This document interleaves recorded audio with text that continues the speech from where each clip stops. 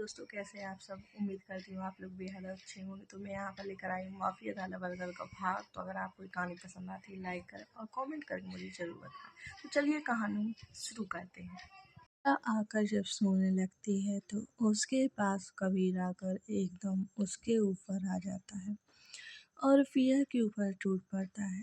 हाँ, तो तुम क्या बोल रही थी? मैं बहुत खड़ूस हूँ। हाँ, फिया कहती है। आप यहाँ कब आए? कबीर कहता है, जब तुम माही से मेरी बुराई कर रही थी। पिया कहती है, तो गलत क्या कहा? आप हो ही खड़ूस, आपको यहाँ नहीं आना चाहिए था। क्यों आए आप? मुझे आपसे कोई बात नहीं करनी। उठो मेरे ऊपर से, कितने भारी हो आप। कबीर कहता है, बिल्कुल नहीं उठने वाला, अब तुम्हें मैं पनिशमेंट दूंगा। पिया कहती है, लेकिन क्यों? गलती आपकी है तो मुझे आपको पनिशमेंट देनी चाहिए, ना कि आपको। कबीर कहता है, नहीं, वहाँ गलती तुम्हारी थी और यहाँ भी, क्योंकि पीठ पीछे बुराई करना गलत बात होती है, जो कि तुमने की। पिया कहती है, आपने मुझे मारा था, मेरे गाल पर अब भी उंगलियों के निशान हैं और एक अगर वो रोने लगती है। कबीर बगल का लैंप जला कहता है, डॉल रो मत, तुम मेरी बात प्यार से मान लिया करो ना। तो मैं तुमसे कभी कुछ भी नहीं कहता हूँ, तुम्हारी हर बात मानता हूँ। डॉल प्लीज चुप हो जाओ। लेकिन पिया कहती है, हाँ, आपने मुझे मारा और अब जबरदस्ती मेरे कमरे में आ गए, जाइए यहाँ से। लेकिन कबीर कहता, डॉल तुम जानती हो, तुम कितनी भी कोशिश कर लो, लेकिन मैं यहाँ से कहीं नहीं जाने वाला और तुम्हारा ये नाटक बेकार है। पिया फिर जोर जोर से रोने लगती है। अब मेरा रोना भी आपको नाटक लगता है? आप बहुत गंदे हैं कबीर जी, मैं आपसे बात ही नहीं करना चाहती, जाइए यहाँ से। और पिया कंबल में घुस जाती है और बिल्कुल छोटे से खरगोश की तरह कंबल को अपने ऊपर सिकोड़ लेती है और अपने हाथ पैरों से कंबल को जोर से दबा लेती है। कबीर कहता है, तुम ये ठीक नहीं कर रही हो। कबीर को कुछ समझ नहीं आ रहा था इस वक्त कि पिया का सिर किस तरफ है और पैर किस तरफ है। कबीर लाइट जलाकर खड़ा हो जाता है और कहता है, देखो डॉल, तुम्हारे लिए क्या लाया हूँ, तुम्हारी फेवरेट चॉकलेट। लेकिन पिया फिर भी बाहर नहीं आती है और कहती है, वैसे मुझे कभी खुद से चॉकलेट खाने नहीं देते और अब देखो मुझे पुटियाने के लिए कैसे चॉकलेट लेकर आ गए। अब मेरी सेहत खराब नहीं होगी। हाँ, पिया ये सब खुद से ही बोल रही थी। वहीं कबीर जब देखता है कि पिया उसको कोई जवाब नहीं दे रही है और उसकी बात सुन भी नहीं रही है, वो देखता है उसकी डॉल चॉकलेट देने पर भी नहीं मान रही है, तो वो पूरी चॉकलेट बिस्तर पर उड़ेल देता है। फिर भी पिया बाहर नहीं आती। कबीर अब कहता है, बहुत हो गया, बाहर आ जाओ, नहीं तो मेरे तरीके से तुम्हें पनिश दूंगा। अब भी पिया कबीर की बातों को इग्नोर कर देती है और कबीर अब वहाँ खड़ा हुआ चुपचाप ये सब देख रहा था। अब उससे रहा नहीं गया तो पिया के पास जाकर उसने कंबल को अपने दोनों हाथों से पकड़ा और एक चिर्र की आवाज़ से कंबल के दो टुकड़े हो जाते हैं। अब पिया उसे साफ दिख रही थी और वो औंधे मुँह करके सो रही थी। कबीर अब वो अधफटा हुआ कंबल उठाकर फेंक देता है, लेकिन पिया अपना मुंह तकिए में धंसा लेती है और वो इतने जोर से अपना मुंह छुपाती है कि कबीर को वो देख ना सके और ना कबीर उसे। ये करने के बाद पिया की पीठ और कमर कबीर के सामने थी। अब कबीर के हाथ पिया की कमर पर फिसलने लगे थे, लेकिन पिया कहती है, दूर रहिए मुझसे, मैंने कहा ना। लेकिन कबीर नहीं मानता और पिया की गोरी कमर को चूमने लगता है। पिया भी कुछ रिएक्ट नहीं करती, उसे पता है कबीर मानने वाला नहीं, इसलिए वो तकिए के नीचे अपना मुंह लुकाए कुछ चॉकलेट उठा खाने लगती है। उसे इतनी जल्दी थी कि वो एकदम से बहुत सारी चॉकलेट अपने मुंह में भर लेती है। कबीर धीरे धीरे पिया की पीठ पर आ जाता है और उसकी डोरी खोल उधर भी झूमने लगता है। पिया तो बस खाने में मगन थी। कबीर समझ नहीं पा रहा था कि पिया कुछ कह क्यों नहीं रही है। वो अपने दोनों हाथ पिया के कंधों पर ले जाते हुए उसे एकदम पलट देता है और पिया का रूप देख जोर जोर से हंसने लगता है। हा हा हा हा हा हा। वो खड़ा होकर अपने पेट पर हाथ रखकर बस हंसे जा रहा था, क्योंकि पिया का मुंह चॉकलेट से भरा हुआ था और गुब्बारे की तरह फूला हुआ था। इस वजह से वो बिल्कुल छोटी बच्ची की तरह बहुत प्यारी लग रही थी। पिया चॉकलेट खाते ही कहती है, हंस क्यों रहे हैं? अब तो वीर और हंसने लगता है, क्योंकि बोलते वक्त वो और भी क्यूट लग रही थी। कबीर उसके पास जाकर कहता है, तुम चॉकलेट खा रही थी? मैं तभी सोच रहा था तुम कुछ बोल क्यों नहीं रही हो। इस तरह से कबीर बार बार हंस रहा था। पिया को गुस्सा आता है और बहुत सारी चॉकलेट उठा खुली हवा बालकनी में चली जाती है और चॉकलेट खोल खाने को होती है कि कबीर उससे ले लेता है। बस डॉल, ज़्यादा नहीं, इतनी सारी तो तुमने खा ली, अब नहीं। पिया कहती है, आपसे मतलब, और एक है खाने लगती है। तो कबीर अपने लपालप होंठ उसके होंठों पर रख देता है, जिससे पिया की चॉकलेट उसके मुंह में आ जाती है। पिया तो बस हैरानी से अपनी आंखें बड़ी बड़ी कर स्तंभ सी खड़ी थी। कबीर हंसते हुए ही पिया को किस किए जा रहा था, क्योंकि उसे पता था कि पिया अभी फिर नाराज होने वाली है।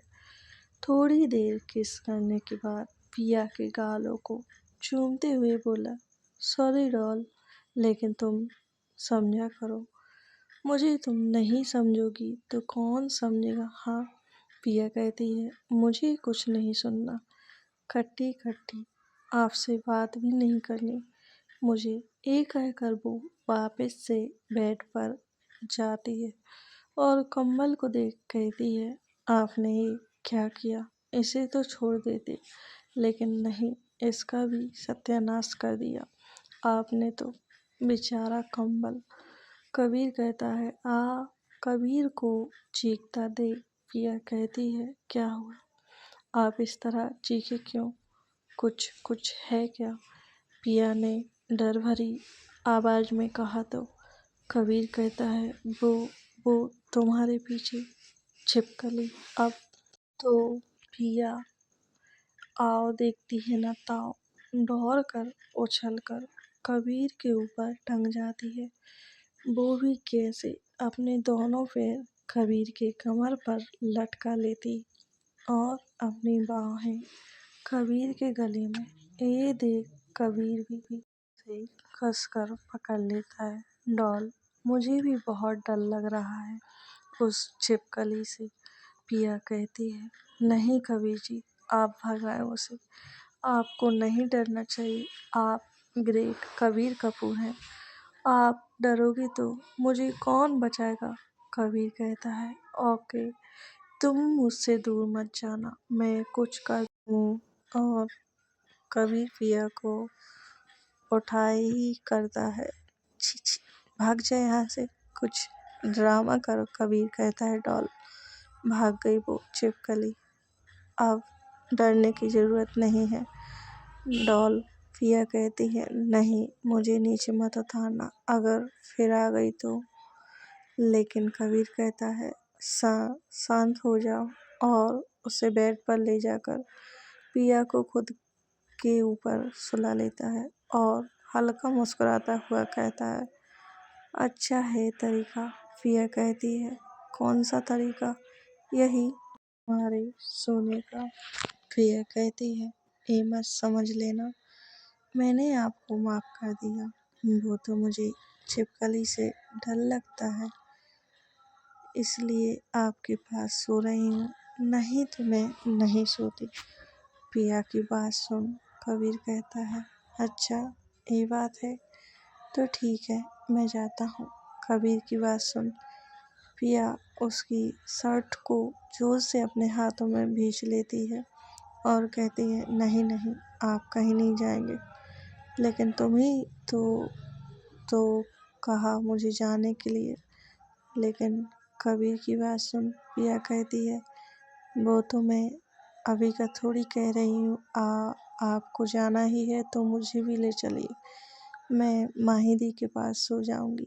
कबीर प्रिया को नीचे पटक खुद उसके ऊपर आ जाता है और कहता है, सोचना भी मत मुझसे दूर जाने की, तुम्हें मेरे साथ ही रहना है मेरे पास।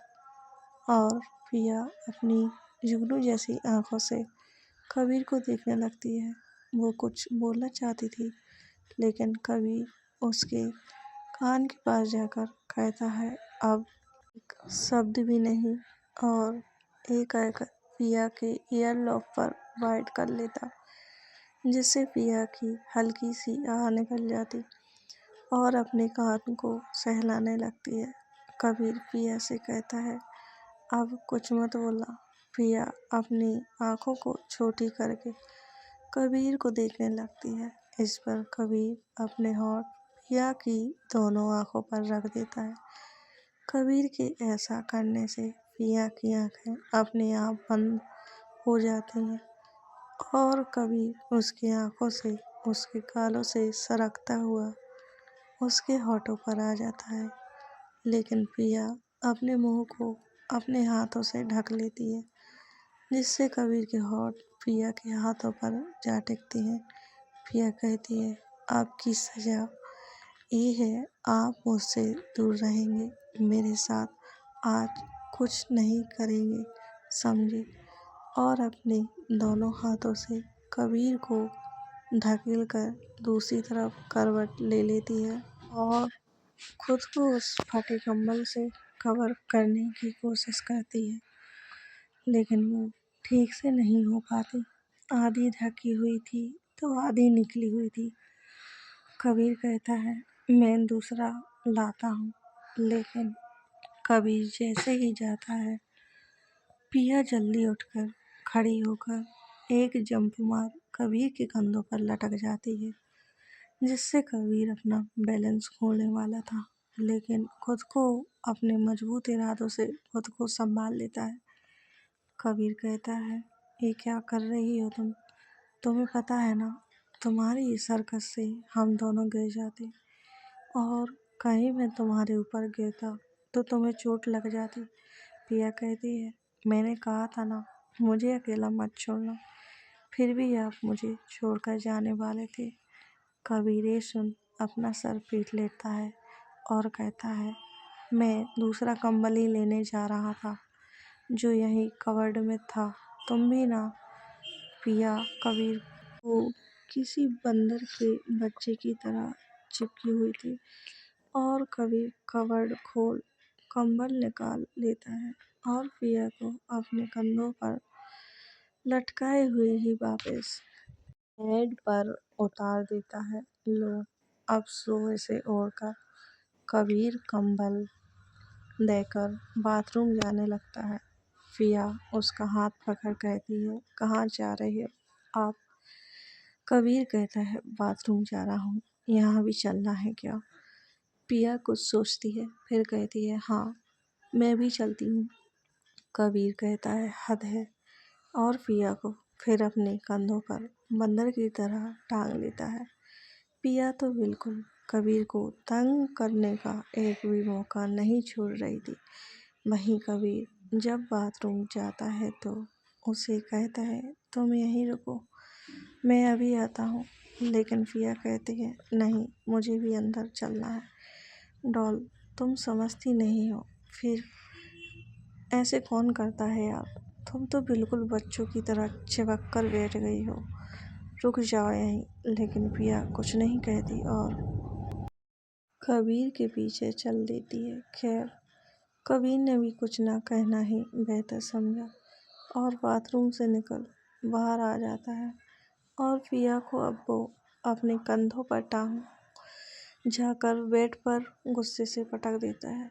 तुमने मुझे बहुत तंग कर लिया, अब मेरी बारी। और एक शैतानी मुस्कान के साथ कबीर पिया पर टूट पड़ता है। पिया चिल्लाई, नहीं कबीर जी प्लीज। लेकिन कबीर कहता है, बिल्कुल भी नहीं। और एक हरकत पिया के पहने हुए कपड़े निकाल फेंकता है और ये देखकर पिया खुद को ढकने की कोशिश करती है। लेकिन कबीर कहता है, you are so tasty delicious.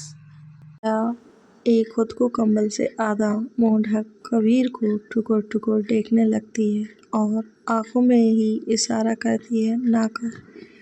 लेकिन कबीर क्यों मानेगा भाई, वो तो अब उसका पति है और पिया के रुकने से भी रुकने वाला कहाँ था। कबीर जल्दी कंबल के अंदर घुस पिया पर टूट पड़ता है। कुछ देर बाद पिया रुआसी सी बोली, आपने मेरी बात नहीं मानी ना। कबीर कहता है, ये बात भी मानने वाली है क्या? जो मानने वाली है वही मानूंगा। वहीं शिवी आकाश के पास खड़ी हुई थी और कहती है, तुम ही बताओ, मैं कैसे तुम्हारे साथ कुछ गलत को बर्दाश्त कर सकती थी। जब तुमसे मेरी तकलीफ नहीं देखी जाती तो तुम्हें कैसे मैं। आकाश कहता है, छोड़ो ये सब, जो हुआ सो हुआ, तुम जाकर रेस्ट करो। शिवी आकाश का हाथ पकड़ते हुए कहती है, तुम भी चलो मेरे साथ। आकाश कहता है, मैं आ जाऊंगा, तुम जाओ। और शिवी कहती है, ज़्यादा आकर मत दिखाओ, समझे, मरी नहीं जा रही हो, तुम्हारे पास रहने के लिए आना हो तो आ जाना। एक कहकर शिवी वापस जाने ही वाली थी कि आकाश उसका हाथ जोर से खींच उसके मुंह को दबाते हुए कहता है, अकड़ नहीं जाएगी ना तुम्हारी। शिवी के होंठ ओ शेप में थे। इस वक्त शिवी कुछ कहने ही वाली थी कि आकाश अपने होंठ शिवी के होंठों पर रख देता है। कुछ देर बाद तक एक किस धीरे धीरे हदें पार करने लगता है। शिवी ने आकाश को रोकना चाहा, लेकिन आकाश नहीं रुका और शिवी को किस करते करते पीछे बेड की तरफ ले जाता है और शिवी को बेड पर पटक देता है। लेकिन शिवी के हाथ में दर्द था। आकाश अपने इतने दिनों से तप रहा था और आज वो आग ठंडा करना चाहता था। लेकिन शिवी जब बेड पर गिरी तो उसके मुंह से आग निकल जाती है, क्योंकि उसके हाथ में दर्द जो था। आकाश शिवी के ऊपर आ जाता है और कहता है, हाँ बहुत बोलती हो तुम, अभी बताता हूँ तुम्हें। शिवी कहती है, नहीं आकाश, मेरी कंडीशन ठीक नहीं है, वो तो तुम्हें मुझे भड़काने से पहले सोचना चाहिए था ना, और अब मैं नहीं रुक सकता। शिवी कहती है, अच्छा, और इतने दिनों से कैसे रहे आप, वो मैं तुम्हें नहीं समझा सकता, ये तो मैं जानता हूँ। आकाश अपने दोनों हाथ शिवी के चेहरे को पकड़ते हुए बोला कि मैं कितना तड़पा हूँ तुम्हें नहीं बता सकता। शिवी कहती है, कुछ दिन रुक जाओ तुम, मुझे अभी गोली लगी हुई है तो मुझे हाथ में काफ़ी दर्द है, इसलिए तुम अच्छे बच्चे की तरह सो जाओ। शिवी की बात तो आकाश को किसी तीर की तरह लग रही थी। गोली उसने खाई थी, लेकिन दर्द आकाश को हो रहा था। आकाश की तरफ साफ देखी जा सकती थी, लेकिन वही जानता था कि वो अपने मन को कैसे काबू कर पाया जब एक किसने तीव्रता पकड़ ली हो। कुछ देर बाद आकाश शिवी से कहता है, सो जाओ। और एक कहकर आकाश शिवी के बगल में लेट जाता है और एक हाथ शिवी के पेट पर रखता है तो दूसरा उसके पैरों पर और उसके साइड मुंह करके सो जाता है और अपना सर शिवी के गर्दन के पास ले जाकर उसके करीब हो जाता है। शिवी भी आकाश को एक हाथ और पैर से चिपक के सो जाती है। क्योंकि उसे सीधे हाथ में दर्द था तो वो करवट के बाहर नहीं सोई, बस लेफ्ट हाथ आकाश के सर के नीचे था और उसका पैर आकाश के पैर के ऊपर, जो शिवी के ऊपर था। आकाश और शिवी दोनों ही अपना मन मार कर सो जाते हैं। वही कवि पिया को परेशान करने में लगा हुआ था। पिया कहती है, अब मुझे सोने दीजिए। ये सुन कबीर कहता है, हाँ ना, तो सो जाओ, तुम्हें किसने रोका है। पिया कहती है, आपके हाथ और पैर मुझे परेशान कर रहे हैं, इनको दूर करो आप।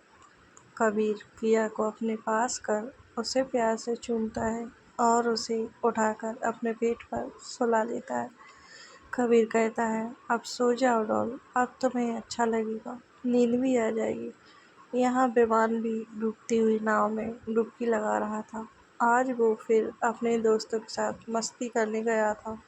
बदकिस्मती से वहाँ जूली भी मौजूद थी, क्योंकि जिन कपिल की शादी हुई थी उन्होंने बुलाया तो पूरे कपूर खानदान को था, लेकिन शिवी के चलते वो लोग वहाँ नहीं जा सके, इसलिए उन्होंने विमान को ही वहाँ जाने का बोल दिया था। विहान का बिल्कुल मन नहीं था, लेकिन दादी और कबीर के कहने पर उसे मजबूरन वहाँ जाना पड़ा। दरअसल जूली के फ्रेंड की शादी थी और जूली के फ्रेंड के मॉम डैड कपूर फैमिली से अच्छे ताल्लुक रखते थे।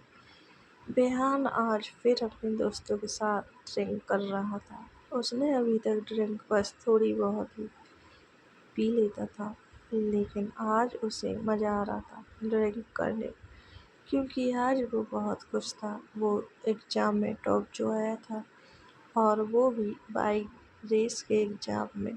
ये लोग बहुत मस्ती कर रहे थे। वहीं मिश्रा फैमिली ने उनके गेस्ट को एक अलग ही पार्टी दे रखी थी, जहाँ वाइन जैसी चीज़ें मौजूद थीं।